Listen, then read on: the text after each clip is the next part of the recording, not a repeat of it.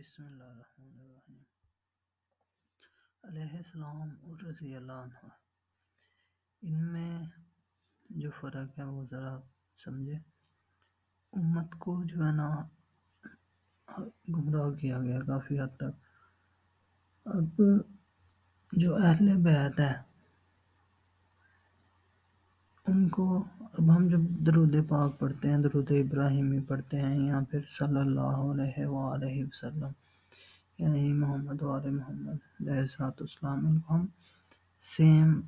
ہم وزن سیم معنوں میں لیتے ہیں۔ درود میں، صلوات میں، درود ابراہیمی میں، ادھر ہم ان پہ درود و سلام بھیجتے ہیں، یعنی کہ ادھر اہل بیت کو، اولاد محمد صلی اللہ علیہ وآلہ وسلم کو ہم علیہ السلام کہتے ہیں، پکارتے ہیں۔ اور اس کے علیحدہ جب لکھتے ہیں تو وہاں پہ رضی اللہ عنہ لکھا ہوتا ہے۔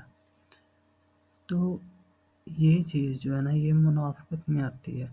جس طرح مومن ہے اس کی صفات ہوتی ہیں، جیسے اللہ پاک نے سورۃ مومنون میں مومن کی کچھ صفات بیان فرمائی ہیں، کچھ دوسری سورت میں بیان ہوئی ہیں۔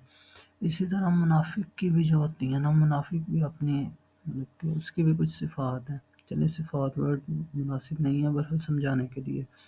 تو یہ بھی نا مومن جو ہے، اس طرح یہ بھی منافقت ہو رہی ہے کہ درود و سلام میں ہم، درود و صلوات میں ہم علیہ السلام کہتے ہیں، آل اولاد کو بھی، اہل بیت کو علیہ السلام کہتے ہیں۔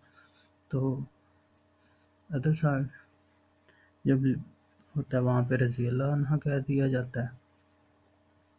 چلیں اس کی ایک چھوٹی سی دلیل بھی لے لیں کہ دیکھیں، جنت میں تمام انبیاء جو ہیں وہ جنت میں ہوں گے، ٹھیک ہے، ان کو ہم علیہ السلام بولتے ہیں۔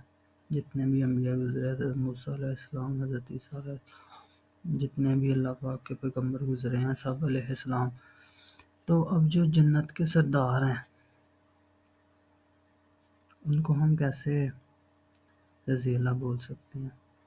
رضی اللہ عنہ یعنی کہ اللہ ان سے راضی ہو، لیکن جن سے اللہ پاک راضی ہو چکے ہیں ان پہ اللہ پاک درود و سلام بھیجتے ہیں، اور وہ علیہ السلام میں آتے ہیں۔